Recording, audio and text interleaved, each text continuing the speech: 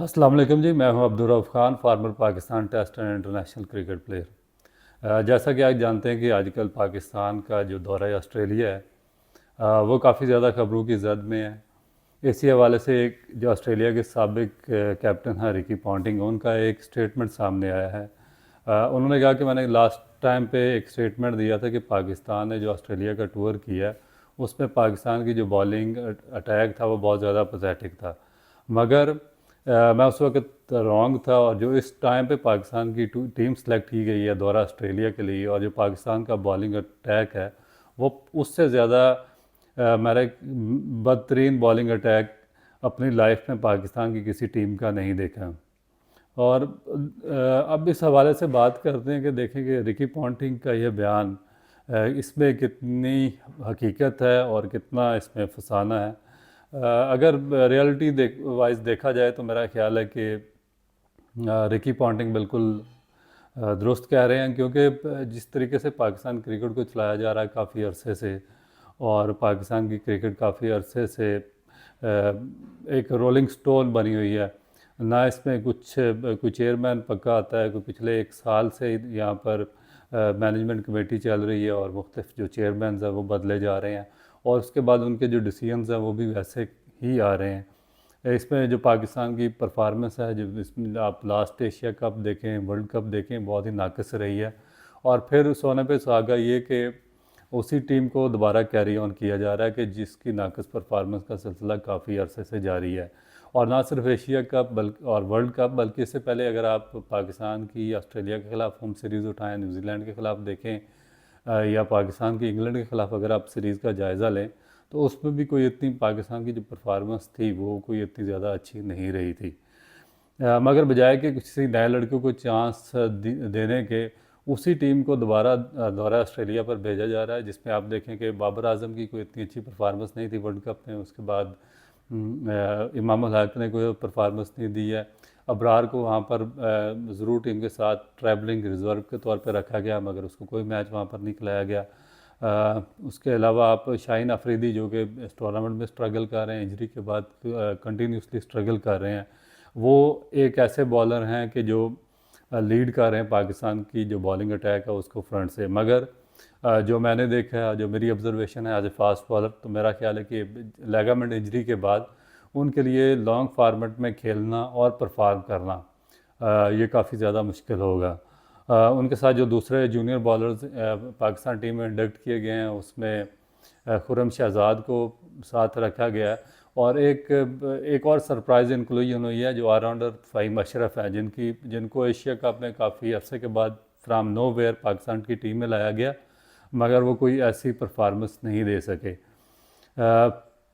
ना जाने क्यों उनको दोबारा ऑस्ट्रेलिया के लिए दोबारा पाकिस्तान की टीम में सेलेक्ट किया गया। हालांकि वहाँ पर या तो आपको स्पेशलिस्ट बॉलर चाहिए होता है या आपको स्पेशलिस्ट बैट्समैन चाहिए होता है।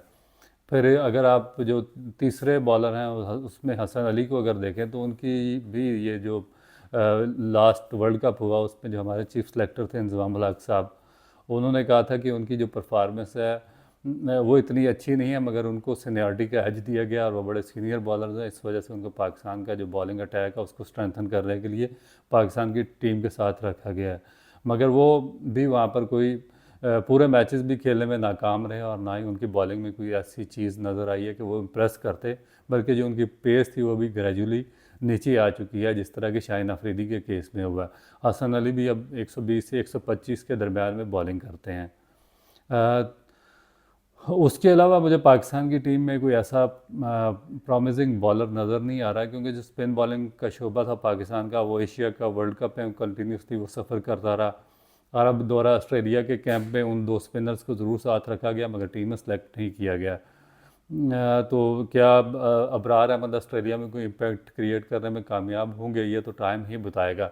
मगर अभी ये बात कर रहे थे हम रिकी पॉन्टिंग के जो स्टेटमेंट है उसके हवाले से, तो मेरा ख्याल है कि उसमें कोई उस ऐसी रॉन्ग चीज़ नहीं है। पाकिस्तान का बॉलिंग अटैक बहुत ही इनकम्पिटेंट, और इन आप एक्सपीरियंस जो बॉलर्स हैं उन पे आप कह सकते हैं कि मुश्तमिल है, या उनसे कोई बहुत ज़्यादा एक्सपेक्टेशन नहीं है कि वो पाकिस्तान को ऑस्ट्रेलिया में कोई सीरीज़ जीतने में या कुछ फैसला कुन रोल अदा करने में मदद देगा। उसके बाद जो पाकिस्तान की बैटिंग है वो भी स्ट्रगल कर रही है, जिसमें आप सबसे ज़्यादा क्रिटिसाइज़ हो रहे हैं शान मसूद, जिनकी पीछे 14 या 15 इनिंग्स में जो परफॉर्मेंस है वो भी कोई इतनी ज़्यादा अच्छी नहीं है, जिसमें सिर्फ एक 50 और फ्राम नोवेयर उनको लाकर पाकिस्तान का कैप्टन बनाया गया है। जो बाकी बैट्समैन हैं जिस तरह इमामुल हक है और इसके अलावा दूसरे हैं साउथ शकील वगैरह, वो भी सफ़र करते रहे मगर टीम के साथ हों। और अब देखना होगा कि जो ऑस्ट्रेलिया का स्ट्रॉन्ग बॉलिंग अटैक है जिसमें हैज़लवुड हैं, मिचेल स्टार्क हैं, उसके बाद कमिंस हैं, इनको किस हद तक वो इनको फेस करने में कामयाब होगा, इनको किस तरीके से हैंडल कर सकते हैं। तो अब देखें कि जो पाकिस्तान क्रिकेट बोर्ड की मैनेजमेंट है वो कंटिन्यूसली उनको कोई बेहतर फ़ैसले लेने चाहिए थे, वो बेहतर फ़ैसले लेने में नाकाम रही। इसी वजह से पाकिस्तान की क्रिकेट पूरी दुनिया में एक आप जग हसाई का बायस बन रही है। और मेरा ख्याल है कि जो अरबाब इख्तियार हैं उनको चाहिए कि जो अच्छे लोग, जो पॉलिटिकल इंटरफेरेंस है उनको ख़त्म किया जाए, पाकिस्तान क्रिकेट बोर्ड से अच्छे लोगों को पाकिस्तान टीम के साथ लगाया जाए, और जो ये मजाक एक बनाया हुआ पाकिस्तान की क्रिकेट का उसका भी कुछ हल निकाला जाए। क्योंकि एक ही आदमी को आप पकड़ के देखें कि या तो आपके पास कोई बहुत ज़्यादा एजुकेशन हो, डिग्रीज़ हों, या कोई आप बहुत बड़े एक्सपर्ट हों, तो आपको हर जगह पे अपॉइंट कर दिया जाए, मगर बगैर किसी एबिलिटी के आपको पहले पंजाब में मशीर लगा दिया गया, जितनी भी पंजाब की स्पोर्ट्स हैं उसमें, फिर वहाँ से उठाकर उसको पाकिस्तान टीम का चीफ सेलेक्टर लगा दिया गया। मतलब एक ही आदमी को आप मुख्तलिफ जो डिपार्टमेंट्स हैं और जो बहुत ही सेंसिटिव हैं उनमें आप रोल करते आ रहे हैं। इस तरह हफीज़ को डायरेक्टर लगा दिया पाकिस्तान का, फिर मैनेजमेंट, इससे पहले मैनेजमेंट कमेटी में लगाया गया, वहाँ से पाकिस्तान का डायरेक्टर लगाया गया, उसने अपने आप को हेड कोच अपॉइंट करवा दिया। और फिर जो रिप्लेस किया गया पाकिस्तान का कोचिंग स्टाफ, जो फॉरनर जो कोचेस थे जिन पर हर एक तनकीद करता रहा, हमने भी बहुत तनकीद की है, तो जब उनको रिप्लेस किया गया तो फिर आपको काबिल लोगों को लाना चाहिए था जिनके पास इस मुतलका शोबे में डिग्री होती है, एजुकेशन होती है, विजन होता। मगर आपने वही मैट्रिक पास की गर्दान रखी, और जो आपके साहब का क्रिकेटर हैं जिनकी एजुकेशन नहीं है मगर वो अपनी सिर्फ जो मैचेस खेले हैं पाकिस्तान के लिए उसके बलबूते पर वो पाकिस्तान टीम के साथ पैसा कमाने के लिए अटैच होना चाहते हैं, तो वो फिर ऐसे लोगों को आपने दोबारा पाकिस्तान टीम के साथ अब्लाइज कर दिया एज ए कोच। और फिर 117 रुकनी हैवी जो मैनेजमेंट है और जिसमें कोचिंग स्टाफ और दूसरे लोग हैं उनको लेकर आप ऑस्ट्रेलिया के टूर पर जा रहे हैं। तो जब फिर आपके पास कॉम्पिटेंट लोग नहीं होंगे तो फिर आपको उस रोल को निभाने के लिए फिर एक और बंदा उसके साथ रखना पड़ेगा एज ए हेल्पर। तो ये चीज़ पाकिस्तान क्रिकेट पे बर्डन बन रही है, और जो इससे मेरा ख्याल है कि आगे पाकिस्तान क्रिकेट को तो कोई फ़ायदा नहीं होने वाला। तो मेरा ख्याल है कि वाकई जो रिकी पॉन्टिंग का स्टेटमेंट है बिल्कुल उसमें एक उसको आप वैल्यूएबल कह सकते हैं, क्योंकि पाकिस्तान की जो बॉलिंग अटैक है इस वक्त पाकिस्तान की हिस्ट्री का सबसे वर्स्ट बॉलिंग अटैक है, और इससे हमें भी कोई एक्सपेक्टेशन नहीं है कि वो ऑस्ट्रेलिया में कोई बहुत कोई फैसला कौन रोल अदा कर सकेंगे। एक नई वीडियो के साथ इंशाल्लाह दोबारा आपकी खिदमत में हाज़िर होंगे। मेरे चैनल को लाइक और सब्सक्राइब करना ना भूलिएगा।